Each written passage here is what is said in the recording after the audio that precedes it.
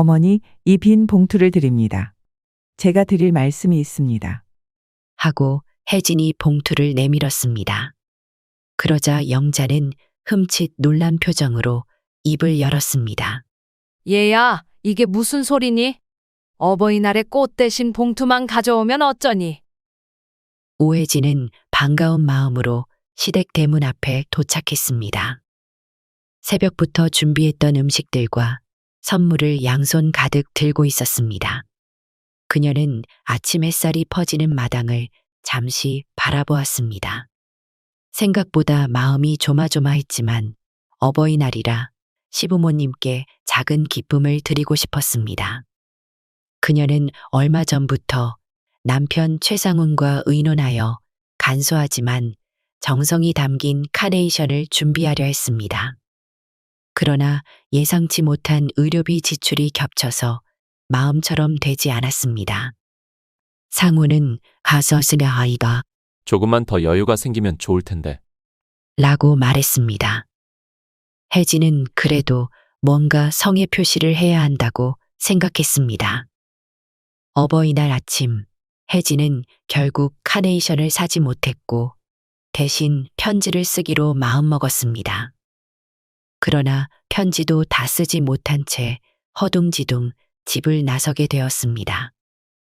편지마저 미완성이라 봉투는 사실상 빈 종이장 몇 장만 덩그러니 들어 있었습니다. 그녀는 내심 시어머니께서 혹시나 노여워하시면 어떡하나? 라고 생각하면서도 우선 오늘은 온 가족이 모이는 중요한 날이라 참석하는 게 우선이라고 여겼습니다. 더구나 작년에 아버지같이 의지했던 시아버지 최명수가 돌아가신 뒤 시어머니 신영자는 많이 예민해져 있었습니다. 혜진은 그 사정을 누구보다 잘 알았기에 최대한 순리를 따르려 했습니다. 마당에서 출발해 현관에 들어서자 시어머니 영자의 목소리가 들렸습니다. 왔니? 얼른 들어와라. 혜진은 급히 신발을 벗고 거실로 걸음을 옮겼습니다. 상훈도 이미 도착해 있었습니다. 집안 분위기는 상대적으로 차분했습니다. 작년까지만 해도 아버지가 장난스럽게 농담을 건네며 활기를 띠곤 했지만 그 빈자리가 여실히 느껴졌습니다. 혜진은 식탁 위에 가져온 음식을 조심스럽게 올려놓았습니다. 잡채, 소불고기, 그리고 직접 구운 약간의 빵까지 준비했습니다. 시어머니는 힐끗 음식들을 보다가 수고 많았구나. 라고 짧게 말했습니다. 듣기에 따라서는 건조한 표현이었지만 혜진은 그조차 반가웠습니다. 한편 영자의 눈길은 혜진의 손에 들린 봉투로 향했습니다. 어버이날이면 보통은 카네이션을 달아드리거나 카드 정도라도 준비해 오는 것이 관례처럼 여겨졌습니다. 영자는 무언가 기대하듯 봉투에는 뭐가 들었니? 라고 물었습니다. 혜진은 조심스럽게 봉투를 내밀었습니다. 어머니, 사실 제가 준비한 것이 있습니다. 우선 이걸 받으세요. 영자는 잠시 봉투를 받아 들여다보았습니다. 하지만 봉투가 묘하게 얇았습니다. 왜 이리 가볍니? 혹시 그냥 편지니? 하고 물었습니다. 혜진은 도리어 당황해서 말이 엉켰습니다. 네, 제가 어버이날 카네이션을 준비하려고 했는데 집안 형편 때문에 편지라도 쓰려고 했습니다. 근데 다 못 썼습니다. 순간 영자의 눈이 차갑게 변했습니다. 못 썼으면 안 가져오는 게 낫지 않았니? 빈 봉투를 내민다는 게 말이 되니? 그녀는 당혹감과 섭섭함이 한꺼번에 밀려오는 듯 했습니다. 혜진은 급하게 사과했습니다. 정말 죄송합니다. 더 준비하려고 했는데 형편이 안 좋아서 그래도 마음만은 담아왔습니다. 영자는 시큰둥하게 봉투를 내려놓았습니다. 말은 하지 않았지만 얼굴에 노골적인 불쾌함이 묻어났습니다. 상우는 중간에서 달래듯이 어머니, 혜진도 정성껏 준비했습니다. 조금만 이해해 주세요. 라고 했습니다. 그러나 영자는 너도 직장 다니면서 왜 이 모양이냐? 라는 눈빛으로 상훈을 흘겨보았습니다. 분위기가 순간 무거워졌고 그렇게 어버이날 아침 풍경은 썩 달갑지 않은 기류로 시작되었습니다. 혜진은 식탁에 음식들을 세팅하며 어찌해야 좋을지 몰라 안절부절했습니다. 그녀는 분명 최선을 다했지만 이 빈 봉투 문제가 자꾸만 마음에 걸렸습니다. 시어머니는 점잖게 표현하지는 않았으나 명백히 기분이 나빠 보였습니다. 상훈 역시 적잖이 미안해하며 조용히 혜진의 손을 잡았습니다. 미안해. 내 월급이 들어오면 곧장 카네이션이라도 사올 걸 그랬네. 혜진은 마른 웃음을 지었습니다. 괜찮습니다. 제가 너무 성급했습니다. 차라리 다음에 제대로 편지를 써서 드릴 걸. 주변을 둘러보니 거실 한쪽에는 작고 아담한 재단처럼 시아버지 최명수의 사진이 걸려 있었습니다. 액자 속에서 환하게 웃고 있는 아버지의 모습이 여전히 가족들에게는 크게 그리웠습니다. 혜진은 마음속으로 아버님이 살아계셨다면 이런 일로 어머니와 갈등이 생기지 않았을 텐데. 라고 생각했습니다. 최명수는 늘 따뜻했고 며느리인 혜진을 딸처럼 아껴줬습니다. 조금 후 시어머니는 식탁에 앉아 천천히 혜진이 준비한 음식들을 맛보았습니다. 간은 맞췄구나. 하고 짧게 말했습니다. 얼핏 칭찬 같기도 했지만 감정이 담겨 있지 않은 어투였기에 혜진은 머쓱해졌습니다. 상우는 대화를 이어가려 노력했습니다. 어머니, 요즘 건강은 어떠세요? 병원에서 하시던 검진은 잘 받으셨나요? 영자는 무덤덤하게 대답했습니다. 별것 없어. 그냥 노인네 건강이 다 그런 거지 뭐. 너희도 너희 삶 잘 챙겨라. 이런 날에 굳이 이리 올 필요도 없었는데. 혜진은 그 말이 서운하게 들렸지만 티내지 않으려 애썼습니다. 그녀는 어머니, 조금이라도 함께하는 시간이 좋다고 생각했습니다. 아버님이 떠나신 지 이제 1년이 채 안 됐으니 저희가 조금 더 자주 찾아뵈어야 하지 않을까 싶어서요. 라고 말했습니다. 그러자 영자는 그래, 니들 마음이 그렇다면야. 하며 말을 흐렸습니다. 식사를 대강 마쳤을 무렵 영자는 봉투를 힐끔 바라보았습니다. 그럼 이건 그냥 빈 거니? 열어봐도 되는 거니? 혜진은 당황했지만 네, 사실 그 안에는 아직 작성 중이던 편지 한 장뿐입니다. 죄송하지만 어머니가 꼭 읽으실 내용은 아니어서요. 하고 대답했습니다. 그러자 영자는 약간 비웃듯이 코웃음을 치는 표정을 지었습니다. 편지도 다 못 썼는데 왜 가져왔니? 참나, 어버이날에 잘 차려입고 오는 것도 중요하지만 성의 자체가 부족한 거 아니니? 그녀는 봉투를 대충 치우며 내가 이런 거 받을 처지인가 싶다. 라고 중얼거렸습니다. 혜진은 차마 아무 말도 하지 못했습니다. 분명 상황이 이렇게까지 삐딱해질 의도는 아니었습니다. 마음이 무거워진 채로 그녀는 조용히 자리를 치우기 시작했습니다. 상훈도 어찌할 바를 몰랐습니다. 그때 영자가 무심코 테이블 끝에 놓인 봉투를 손에 쥐었다가 뒤쪽이 살짝 부풀어 있는 것을 느꼈습니다. 어라, 안에 편지 말고 뭔가 더 있는 것 같네. 하고 그녀는 봉투 안을 흘끗 들여다보았습니다. 그러곤 표정이 순간 경직되는 듯 했습니다. 이게 뭐냐? 영자는 손가락으로 조심스럽게 종이 한 장을 뽑아냈습니다. 낡고 구겨진 느낌이 있는 뒷면에 뭔가 수기로 적힌 듯한 문서였습니다.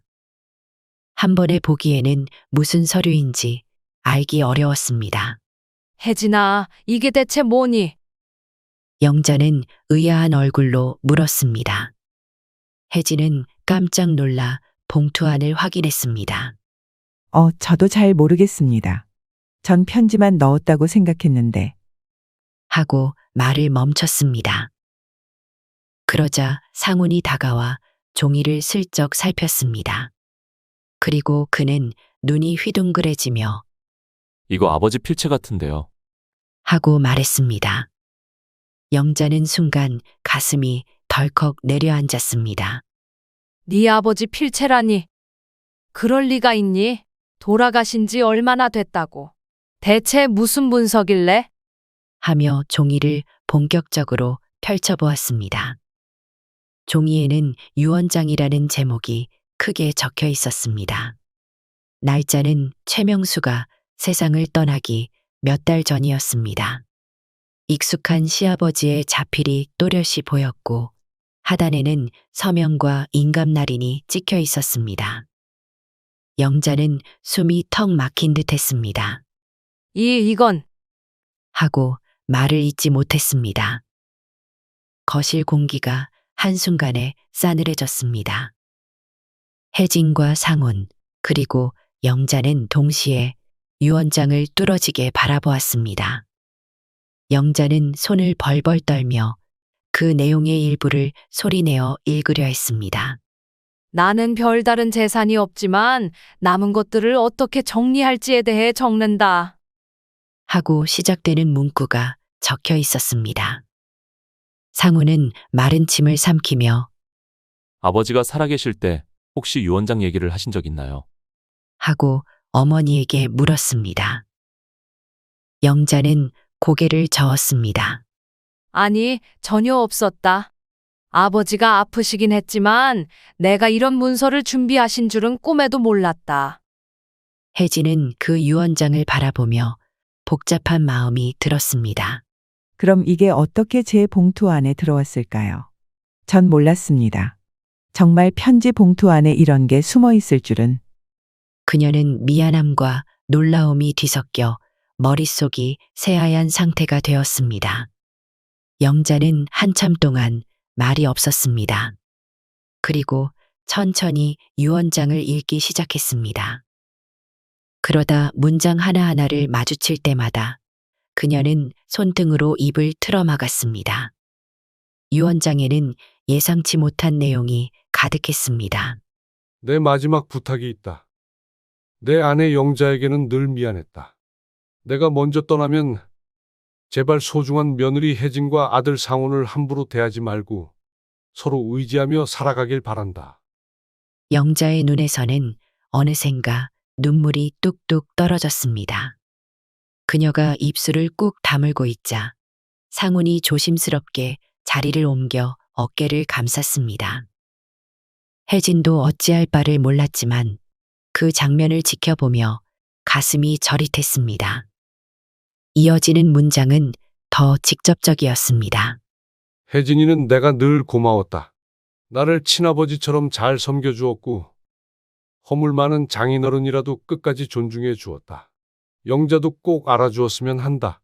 혜진은 절대 너희 집안에 폐를 끼칠 사람이 아니다. 오히려 복덩이다. 영자는 손등으로 눈물을 닦으며 목소리를 떨었습니다. 최명수 그 사람 대체 왜 이걸 숨겨둔 거야? 그녀는 억울함과 미안함이 뒤섞인 복합적인 표정이었습니다. 왜 이렇게 늦게 발견된 거지? 상우는 조용히 대답했습니다.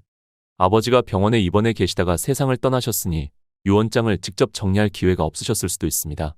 어쩌면 자신의 소지품에 넣어두셨다가 아버지가 돌아가신 뒤 집안 정리를 하면서 어디론가 섞여 들어간 게 아닐까요? 혜진은 자신도 몰래 눈시울이 붉어졌습니다. 아버님이 이런 마음을 갖고 계셨다는 걸 알았으면 어머니께서 저를 더 따뜻하게 대해주셨을 텐데 어쩌다 보니 이런 식으로 발견하게 돼서 죄송합니다. 영자는 대답하지 못했습니다. 대신 다시 유언장 뒷부분으로 시선을 옮겼습니다. 내가 남긴 미약한 예금과 보증금은 모두 영자가 관리하되 아이들이 어려울 때 조금이라도 보태주었으면 한다. 그리고 우리 가정이 허물어지지 않고 서로 배려하며 살길 빈다.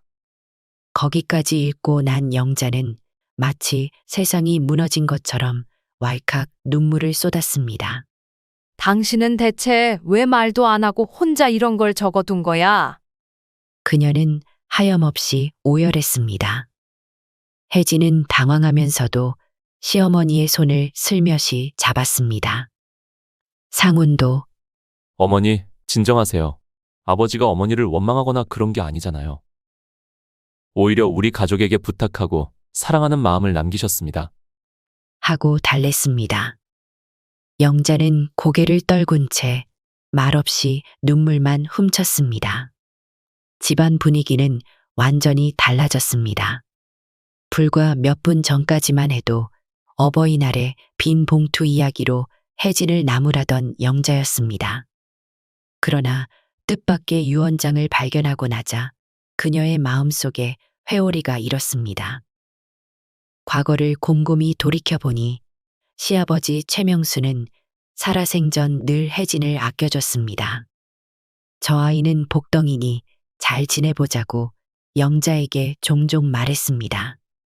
하지만 영자는 며느리는 며느리일 뿐이라고 여길 때가 많았고 지나치게 엄격한 태도를 보이곤 했습니다. 특히 최명수가 떠난 뒤로는 마음의 여유를 완전히 잃고 사사건건 혜진을 몰아붙였던 겁니다. 영자는 울음 섞인 목소리로 혜진을 바라보며 털어놓았습니다. 얘야, 미안하구나. 내가 네 속도 모르고 그저 아들 놈만 챙기면서 너한테 화풀이를 했구나. 명수도 널 예뻐했는데 내가 왜 그렇게 못된 시어머니가 됐는지 나도 모르겠다. 혜진도 덩달아 울컥했습니다. 어머니, 괜찮습니다. 제가 더 잘해드리지 못해서 죄송했습니다. 어버이날에 빈 봉투 가져온 것도 예의가 아니었다고 생각했습니다. 그래도 이 유언장을 계기로 아버님 마음을 조금이라도 알게 돼서 다행입니다. 영자는 대답 대신 혜진의 손을 꼭 잡았습니다. 분위기는 말로 형용하기 어려울 정도로 복잡했지만 적어도 가족 간의 묵은 감정이 조금씩 풀리는 느낌이 들었습니다. 오열하던 영자는 더 이상 혜진에게 모진 말을 하지 않았습니다. 상우는 자초지종을 조금 더 정리하려고 어머니, 이 문서는 소중한 유품 같습니다. 아버지가 직접 남기신 뜻이니까 하고 제안했습니다. 영자는 고개를 끄덕였습니다. 그래야겠지. 내가 참 이제야 당신 마음을 조금 알겠네. 그렇게 한바탕 울음과 후회가 섞인 시간이 지나고 세 사람은 잠시 차를 마시며 진정했습니다. 영자는 흘린 눈물로 화장이 번진 것도 모르고 담담하게 식탁에 앉았습니다. 혜진은 다시 따뜻한 물수건을 가져와 건네드렸습니다. 영자는 고맙다. 고작게 말했습니다. 그날 오후 영자는 조심스럽게 집안 곳곳을 살폈습니다. 혹시 최명수가 남긴 다른 기록이나 물건이 더 있는지 확인하고 싶었습니다. 상훈과 혜진도 함께 거실 서랍이나 장롱 구석을 뒤졌습니다. 서랍 안에서는 최명수가 손수 적어둔 가계부가 나왔습니다. 아내 영자와 아들 상훈, 며느리 혜진을 위해 쓴 메모들이 조각종이 형태로 끼워져 있었습니다. 명수 씨가 이렇게 꼼꼼한 사람이었나? 영자는 종이 조각을 하나하나 넘겨보며 눈물을 닦았습니다. 예를 들어 어느 종이에는 오늘 혜진이가 아픈데도 불구하고 국을 끓여줬다. 마음이 짠하다. 라고 적혀 있었습니다. 또 다른 메모에는 상훈이 직장일로 힘들어하는 것 같다.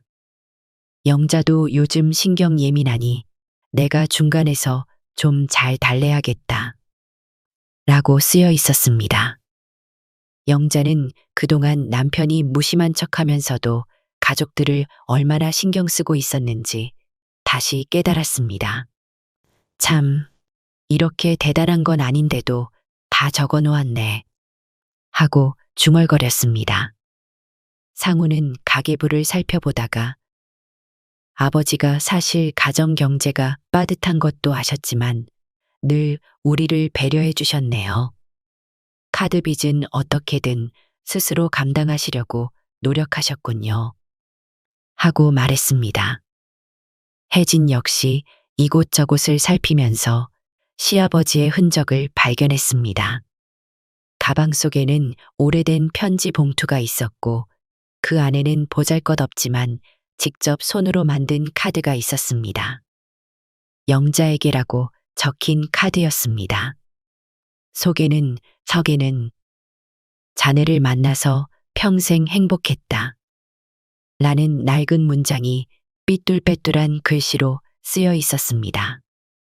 그 광경을 본 혜진은 다시금 영자를 바라보며 마음이 애틋해졌습니다. 어머니, 아버님이 참 다정한 분이셨네요. 이런 손편지를 미리 준비하셨는지 누가 알았겠어요. 영자는 어금니를 악물고 눈물을 참으려 애썼습니다. 왜 이렇게 늦게 알았을까? 내가 좀 더 잘해줄걸? 그날 내내 세 사람은 집안을 정리하며 최명수의 흔적을 뒤적거렸습니다. 그동안 몰랐던 사실이 하나둘씩 드러나면서 영자는 큰 충격과 동시에 깊은 후회를 느꼈습니다. 혜진에 대한 마음도 바뀌어가는 중이었습니다. 예전에는 사소한 부분만 보며 불만을 가졌지만 남편이 남긴 글을 보니 며느리가 얼마나 가정에 헌신적인지를 새삼 깨닫게 됐습니다. 저녁 무렵이 되자 온종일 정리하느라 지친 영자는 방에 들어가 조용히 누웠습니다. 상훈과 혜진은 부엌에서 서로 작게 대화를 나누었습니다. 우리 어머니 정말 많이 울으셨지. 아버지가 남긴 글들을 보면서 죄책감이 들었을 거야. 상훈이 걱정스럽게 말했습니다. 혜진은 따뜻한 차를 준비하며 대답했습니다. 그래도 오늘 어머니 마음이 조금 풀린 것 같아요. 아버님이 남긴 말을 통해 제가 나쁜 며느리가 아니라는 걸 알고 계실 테니까요. 상우는 가서 쓰려 아이다. 사실 그동안 어머니가 당신을 너무 엄하게 대했지. 나도 미안하다. 내가 더 중간에서 잘해야 했는데. 하고 혜진의 손등을 쓰다듬었습니다. 혜진은 애써 미소 지었습니다. 그래도 이제 조금씩 나아질 거라고 믿습니다. 아버님이 우리를 위해 이렇게 남겨주셨으니 그 뜻을 잘 이어가야죠. 그때 문득 거실에서 영자의 목소리가 들려왔습니다. 혜진아, 상훈아, 잠깐 와줄래? 두 사람은 재빨리 달려가 네, 어머니 하며 대답했습니다. 영자는 여전히 눈가가 빨개 보였지만 조금 진정된 표정이었습니다. 너희 아버지 제사 준비를 슬슬 해야 하지 않겠니? 내가 그동안 너희를 다가오지 못하게 했는데 올해는 같이 준비하자. 혜진이 내 손맛도 알았으니 같이 하자꾸나. 하고 영자가 말했습니다. 혜진은 기쁘면서도 살짝 놀랐습니다. 어머니, 그럼 제가 필요한 재료들을 사와서 음식을 준비해 볼까요? 저도 힘닿는 대로 돕겠습니다. 영자는 고개를 끄덕였습니다. 그래줘라. 아버지가 너를 한없이 예뻐했는데 내가 더는 틱틱대면 그 사람이 하늘에서 얼마나 답답하겠니? 사실 너도 아픈 손가락처럼 보이긴 했다. 혜진은 감사함이 북받쳐 잠시 말을 잇지 못했습니다. 그저 네, 어머니 하고 답하며 고개를 숙였습니다. 상우는 두 사람을 번갈아 보며 작은 미소를 지었습니다. 며칠 뒤 혜진은 시댁 근처 전통시장에 들러 제사에 쓸 물건들을 구입했습니다. 과일과 한약재, 고기며 해산물까지 양손이 무거웠습니다. 시어머니 영자도 옆에서 물건을 골라주었습니다. 이 마늘은 좀 작아 보이지만 맛이 진하다. 고추도 직접 말린 게 향이 좋아. 하고 조언했습니다. 혜진은 그렇군요, 어머니. 저도 평소에 이런 전통시장은 잘 안 왔는데 오랜만에 오니 재미있습니다. 하고 대답했습니다. 분위기는 전에 없이 화기애애했습니다. 주변 상인들은 두 모녀 같은데 아주 사이가 좋아 보인다. 라고 말했습니다. 영자는 전에는 이런 말을 들으면 무슨 소리냐, 저건 며느리다 하고 부정했을지도 모르지만 이제는 아무 말 없이 흐뭇해했습니다. 장보기를 마치고 시댁으로 돌아오자 상훈이 현관에서 기다리고 있었습니다. 벌써 다녀왔어요. 많이 무겁지 않았나요? 하고 물었습니다. 혜진과 영자는 함께 웃으며 그래도 둘이 힘을 합치니 괜찮았다. 라고 대답했습니다. 그날 저녁 세 사람은 부엌에서 제사 음식을 준비했습니다. 영자가 주재료 손질을 하고 혜진이 양념을 맡았으며 상훈도 잔심부름을 하며 도봤습니다.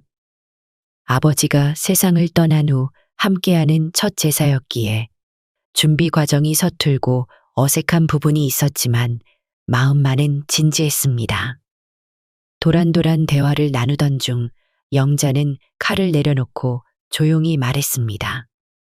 혜진아, 사실 내가 어버이날에 너한테 너무 심했지.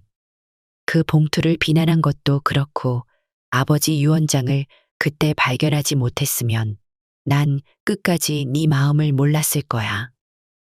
정말 미안하다. 혜진은 손을 흔들었습니다. 아닙니다, 어머니. 저도 더 준비했어야 했습니다. 마음이 급하고 사정이 여의치 않아 빈 봉투만 들고 온 게 실수였습니다. 그래도 이제 이렇게 어머니와 함께 아버님을 추모할 수 있어서 참 다행이라고 생각합니다. 영자는 혜진의 이마에 흘러내린 땀을 흰 수건으로 닦아주었습니다. 그 손길은 매우 조심스럽고도 다정했습니다. 그래, 우리가 이렇게라도 마음을 합쳐야 명수가 하늘에서 편하게 쉬겠지. 하고 영자는 작게 미소 지었습니다. 드디어 제사 당일이 되었습니다. 상 앞에는 각종 음식이 차려졌고 영자와 상훈, 혜진은 함께 절을 올렸습니다. 영자는 술잔을 올리며 작은 목소리로 명수야, 늦게나마 너의 뜻을 깨달았다. 고맙다.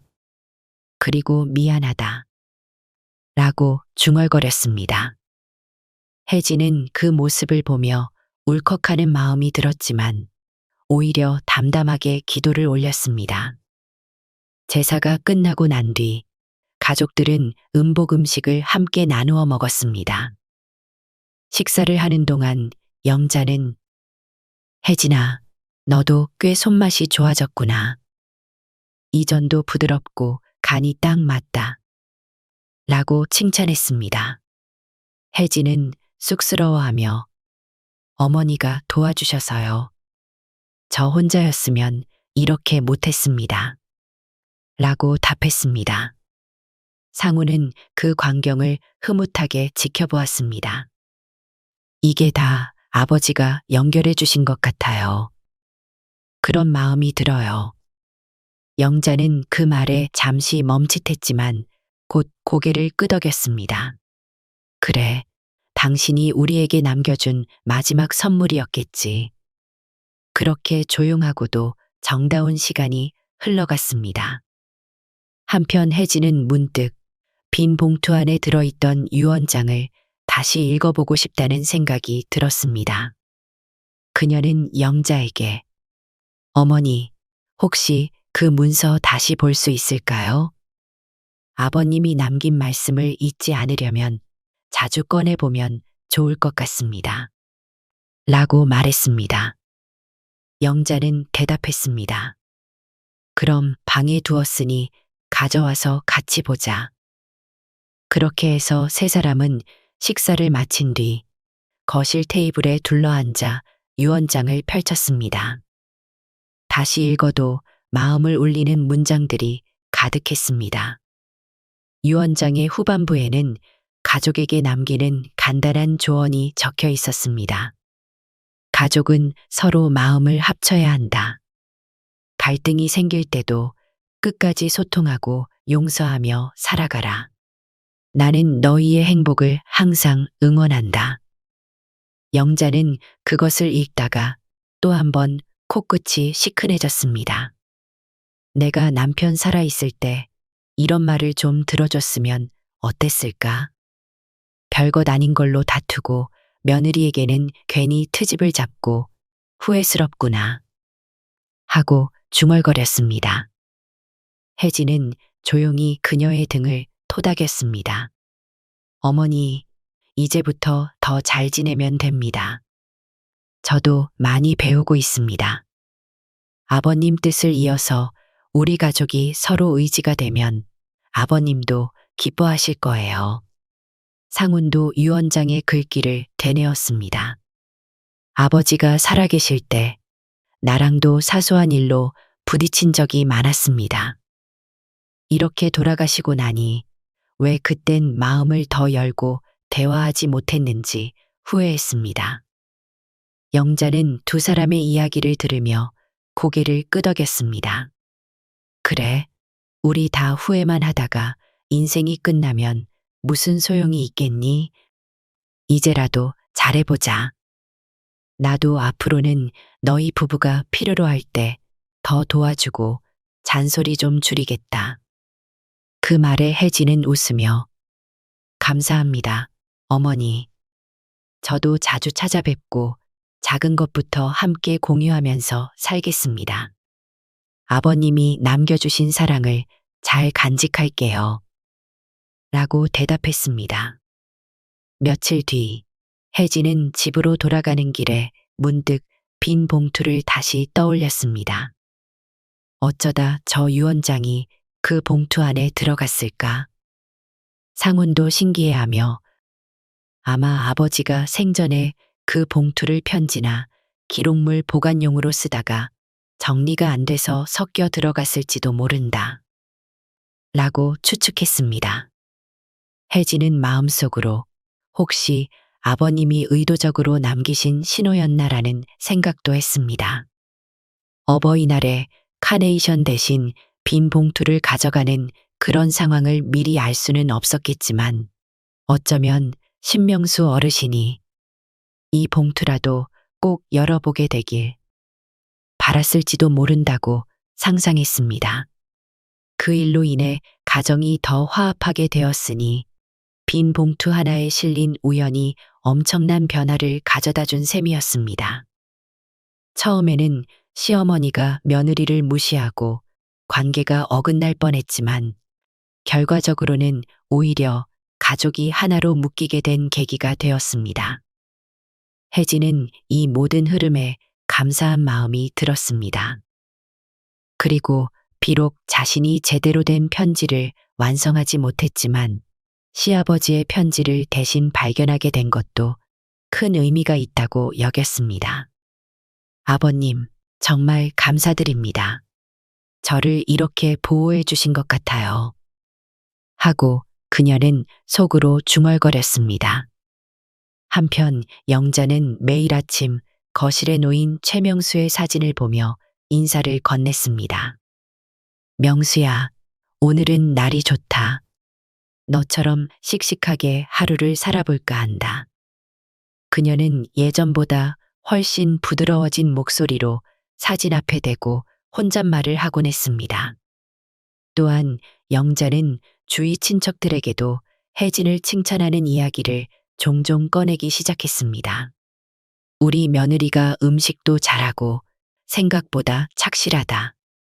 내가 괜히 몰라봐서 미안할 정도다. 이런 말을 듣는 친척들은 의아해하며 그렇게 콕 집어 잔소리하던 시어머니가 맞냐? 고 놀라워했습니다. 영자는 그럴 때마다 머쓱해했습니다. 그래, 사람이 살다 보면 바뀌기도 하는 거지. 내가 철이 좀 늦게 들었다. 그러면서도 속으로는 최명수에게 당신이 말한 복덩이가 맞았네. 라고 되뇌곤 했습니다. 혜진의 부모님 댁에서도 그 소식을 전해 듣고 안도했습니다. 그동안 사돈 쪽과의 관계가 나쁘진 않았지만 혜진이 시댁에서 소원한 대접을 받는다는 얘기가 간간히 들려왔기 때문이었습니다.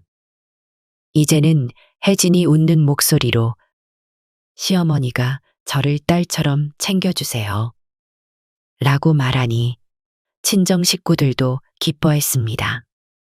한 번은 혜진이 친정 부모님께 전화를 해 어버이날에 카네이션도 못 사갔는데 결국 좋은 일로 이어졌다.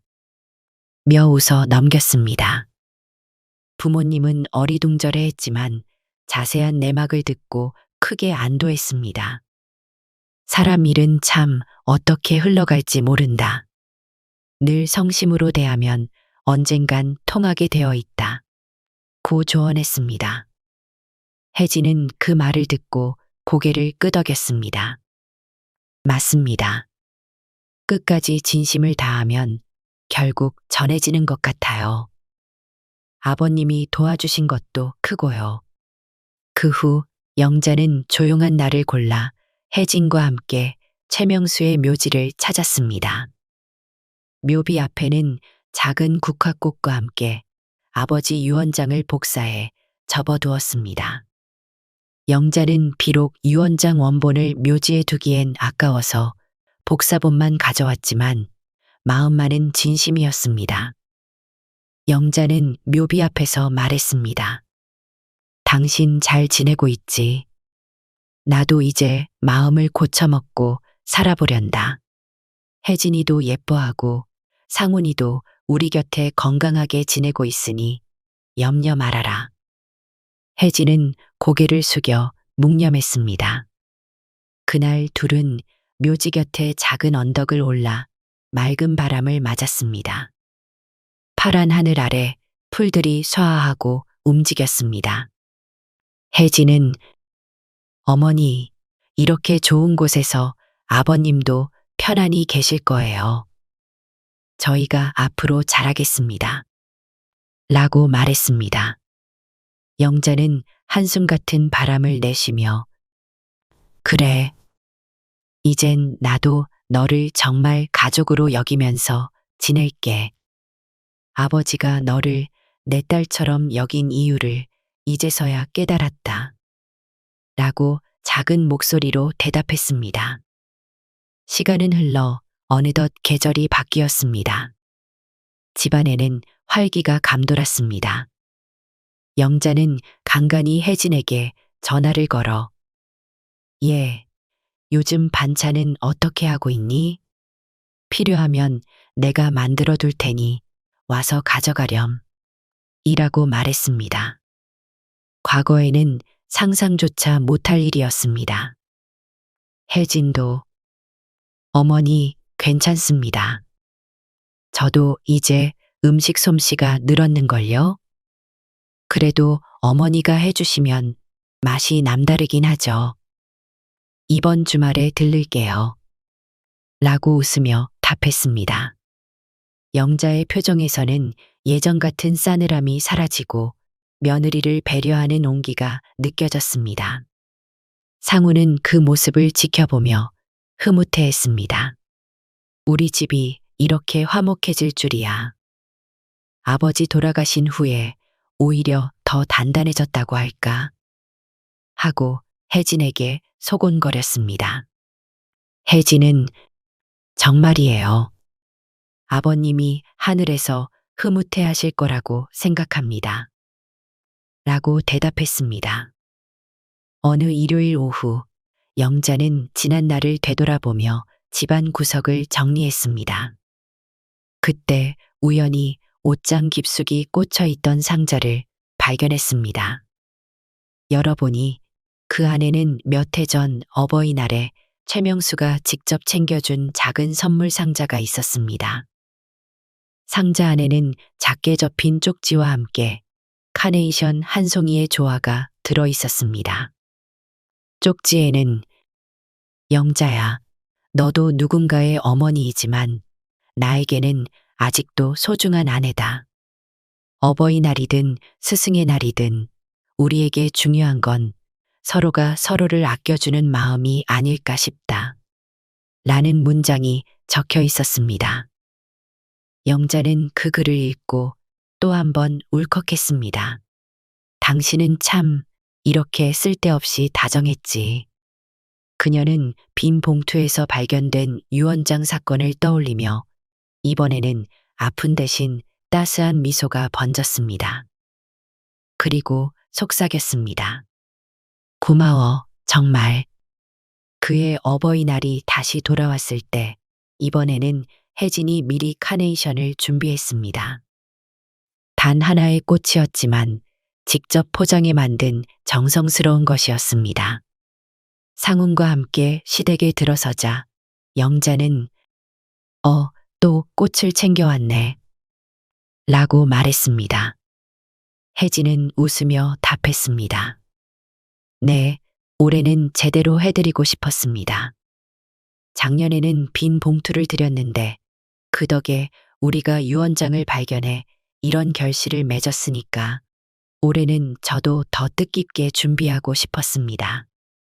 영자는 조용히 꽃을 받았습니다. 그리고 혜진의 손을 잡았습니다. 고맙구나. 빈 봉투건 꽃이건 결국 중요한 건 너의 마음이었겠지. 작년엔 미처 깨닫지 못했지만 올해는 확실히 느낀다. 내가 내 딸 같은 며느리라는 걸. 혜진은 어색해하며 고개를 숙였습니다. 상우는 그 광경에 연신 미소 지었습니다. 어머니, 올해도 어버이날을 함께 보낼 수 있어서 기쁩니다. 아버지 생각도 나지만 저희가 이렇게 모여 있으니 그분도 행복해 하실 거예요. 영자는 작게 고개를 끄덕였습니다. 그래, 명수도 분명 그렇게 생각할 거다. 그러니 앞으로도 자주 와서 얼굴 좀 보여다오. 나도 더 많이 웃고 지낼 테니. 그날 저녁 삼겹살을 구워 먹으며 온 가족은 담소를 나눴습니다. 영자는 가끔씩 아들 상훈에게 회사 생활은 어떠니? 힘든 건 없니?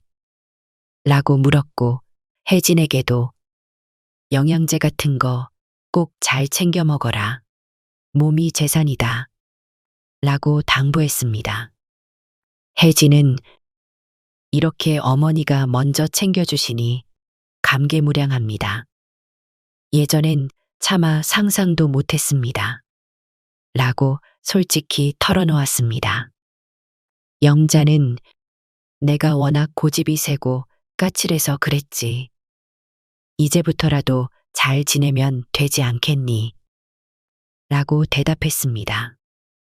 두 사람은 눈을 마주보며 웃음 지었습니다. 가끔 대화 중에 최명수의 이름이 나오면 셋은 잠시 정적에 빠졌습니다. 하지만 그 정적에는 어두운 분위기 대신 잔잔한 그리움이 깃들어 있었습니다. 영자는 남편을 떠올리며 명수야, 내가 바라던 대로 우리 잘 살고 있다. 라고 속으로 외쳤습니다. 혜진도 아버님, 정말 감사합니다. 라는 마음을 품었습니다. 시간이 지나며 혜진 부부는 아이 계획도 세우게 되었습니다. 상훈이 우리 아이가 생긴다면 어머니가 정말 좋아하실 것 같아. 아버지도 손주를 보고 싶어 하셨을 텐데 아쉽다. 라고 했습니다. 혜진은 그래도 아이가 태어나면 할머니한테 예쁨 받고 클 거니까 그걸로도 감사하죠. 라고 대답했습니다.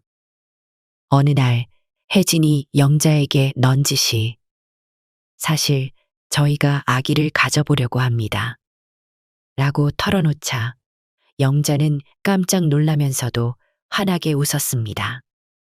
그래, 드디어 그럴 때가 되었니? 내가 너희 위해 뭘 해주면 좋을까?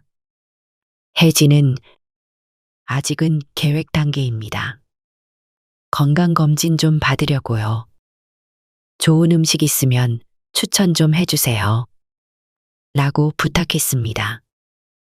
영자는 곧장 부엌으로 가서 각종 건강식 재료들을 꺼냈습니다. 예전에 명수가 좋아하던 것 중에 몸에 좋은 게 많았어. 이거 달여서 먹으면 좋더라. 혜진은 그 정성에 감동했습니다. 감사합니다, 어머니. 정말 든든하네요. 혜진은 가끔 어버이날의 빈 봉투 사건을 다시 떠올렸습니다. 만약 그 일이 없었다면 어머니와 지금처럼 가까워지기 힘들었을 것입니다. 또한 아버님의 유언장을 제대로 발견하지 못했을지도 모릅니다. 사람 일은 한 치 앞도 모른다라는 생각에 그녀는 매 순간 감사하며 살기로 마음먹었습니다. 말 한마디, 작은 행동 하나가 이렇게 큰 변화를 가져올 수 있다는 사실을 몸소 깨달았습니다. 영자도 며느리를 대하는 태도가 달라진 자신의 모습을 인정했습니다. 이웃들에게 우리 며느리가 참 속이 깊고 사람을 기분 좋게 한다. 라고 칭찬하곤 했습니다. 예전 같았으면 아들이 잘못됐네. 며느리가 이기적이네 하며 불만을 토로했을 텐데 이제는 그런 일이 크게 줄었습니다. 1년 후 드디어 혜진과 상우는 기다리던 아이를 품에 안았습니다. 출산 소식을 듣고 영자는 병원으로 달려왔습니다. 목소리에는 눈물이 가득 섞여 있었습니다. 얘야, 고생 많았다. 우리 손주가 세상에 나왔구나. 혜진은 누워서 힘겹게 웃으며 아기를 영자에게 안겨주었습니다. 영자는 조심스레 아기를 안고 어머나, 아버지 닮은 구석이 있는 것 같네. 내 손주가 이렇게 이쁘니 하고 감탄했습니다. 상우는 그 모습을 지켜보며 눈시울이 붉어졌습니다. 아버지가 살아계셨다면 얼마나 좋아하셨을까. 그래도 어머니가 이렇게 기뻐하시니 정말 다행입니다. 영자는 아기의 작은 손가락을 만지며 말했습니다. 명수도 하늘에서 보고 있을 거야. 이 아이를 꼭 축복해 줄 거다. 며칠 뒤 태어난 혜진은 시댁에 잠시 들어와 몸조리를 했습니다. 영자는 밥이며 국이며 온갖 보양식을 정성껏 차려주었습니다. 네 몸이 먼저 회복돼야 아이도 건강하게 돌볼 수 있지. 무슨 일 있어도 나한테 말해라. 혜진은 네, 어머니. 마음이 든든합니다. 라고 대답했습니다. 그렇게 세월은 흘렀습니다.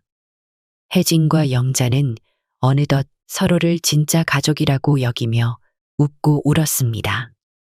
시댁 풍경은 한층 밝아졌고 집안 곳곳에는 아기의 울음소리와 웃음소리가 가득했습니다. 마침내 다시 어버이날이 돌아왔을 때 혜진은 작은 상자를 하나 준비했습니다. 과거의 빈 봉투로 인해 갈등이 생겼지만 그 끝에서 큰 깨달음과 사랑을 얻었으니 이번에는 더 특별한 걸 준비하고 싶었습니다. 상자를 열어본 영자는 깜짝 놀랐습니다. 그 안에는 손으로 만든 카드와 함께 아기 사진이 담긴 액자가 들어 있었습니다. 그리고 카드에는 이렇게 적혀 있었습니다. 어머니, 저에게 늘 귀한 가르침과 사랑을 주셔서 감사합니다. 아버님도 하늘에서 보고 계시겠지요. 우리 가정이 더욱 화목해질 수 있도록 앞으로도 잘 부탁드립니다. 영자는 그 편지를 읽으며 작은 웃음을 지었습니다. 얘야, 나야말로 고맙다. 빈 봉투를 탓하던 내가 어리석었구나. 내가 오히려 이 집안에 큰 선물을 가져다 준 셈이야. 그게 아이든 마음이든 다 마찬가지로. 혜진은 저도 아직 많이 부족합니다. 그래도 아버님이 남긴 유언장 덕분에 우리가 이렇게 가까워졌다고 생각합니다. 어머니, 앞으로도 저희 곁에서 든든한 버팀목이 되어주세요. 라고 말했습니다. 영자는 그 말에 고개를 끄덕였습니다. 그래, 아버지가 바란 것도 바로 이 모습이겠지. 너희도 열심히 살아가고 나도 남은 인생 좀 더 의젓하게 보낼게. 그녀는 봉투를 꺼내 그 안에 카드와 아기 사진을 다시 넣었습니다. 그리고 조심스럽게 가슴에 품었습니다. 그날 세 사람은 아침부터 함께 식사를 하며 어버이날을 기념했습니다. 평범한 식탁이었지만 서로 간의 감사와 애정이 넘쳤습니다. 상우는 아버지의 사진을 조용히 꺼내 테이블 위에 세워두었습니다. 아버지, 우리 잘 지내고 있습니다. 빈 봉투였지만 결국 우리에게 가장 큰 선물이 되었어요. 정말 고맙습니다. 누구도 눈물 흘리지 않았지만 모두가 눈가가 촉촉해진 채 미소 짓고 있었습니다. 영자는 문득 혜진과 상훈, 그리고 아기의 모습을 번갈아 바라보며 지난날의 자신을 떠올렸습니다. 그때의 원망과 후회가 지금의 평화를 더 소중하게 해준다는 사실을 깨달았습니다. 집 안으로 들어오는 따뜻한 햇살 사이로 시아버지 최명수의 환한 웃음소리가 들려오는 것만 같았습니다. 빈 봉투였지만 그 안에는 가족을 다시 하나로 묶는 귀중한 유언이 들어 있었습니다.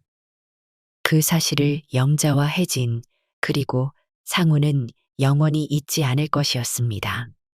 그 빈 봉투는 단순히 텅 빈 종이가 아니라 아버지의 따뜻한 마음을 다시 불러오고 가족 간의 오해와 갈등을 풀며 새로운 미래를 여는 열쇠가 되었습니다.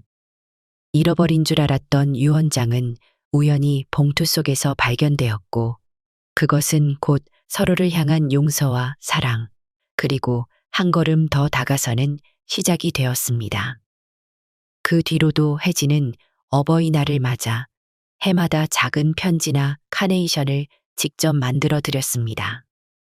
영자는 예전처럼 부담스러워하거나 며느리를 깎아내리기보다는 오히려 이렇게 매년 찾아와 주니 고맙다. 그리고 내가 있어 우리 집안이 화목해졌다. 라는 칭찬을 전했습니다. 상우는 환한 미소로 그 풍경을 바라보았습니다. 더 이상 빈 봉투 때문에 상처 주고받는 일은 없었습니다. 오히려 그 빈 봉투 이야기는 가족이 모일 때마다 농담처럼 회자되었습니다. 내가 빈 봉투로 어머니 속을 뒤집어 놓았지만 사실 그 덕분에 아버님 유언을 발견했잖아요. 역시 인생은 한 치 앞도 모른다니까요. 혜진은 웃으며 그렇게 말했습니다. 영자도 따라서 웃었습니다. 집안 한쪽에는 최명수의 사진과 함께 액자 속 유언장 복사본이 작게 걸려 있었습니다. 영자는 매일 그 앞을 지날 때마다 작게 혼잣말을 하곤 했습니다. 명수야, 덕분에 나도 웃을 일이 많아졌어. 고마워. 그리고 그녀는 마음속으로 남편의 목소리를 들어보는 듯 했습니다. 서로를 용서하고 사랑하며 살아라. 가정의 달마다 이 집에는 작은 기적 같은 온기가 돌았습니다. 빈 봉투로 시작된 갈등이 결국 그 안에 담긴 유언장으로 인해 화해와 화합으로 이어졌습니다. 사람들은 그 이야기를 전해 들을 때마다 하나같이 참 운명 같다 고 말했습니다. 그리고 혜진도 영자도 그것에 동의했습니다. 그 빈 봉투 속에는 사실 아무것도 없지 않았습니다. 아버님의 마음이 가득 담겨 있었습니다. 혜진은 이렇게 결론 지었습니다. 가족끼리 엮인 인연은 때로 엉키기도 하고 상처도 주지만 결국 이들이 다시 손을 맞잡을 수 있었던 것은 아버지의 한 줌 따스함 덕분이었습니다. 그것은 어느 값비싼 선물도 대신할 수 없는 진정한 사랑과 배려의 결정체였습니다.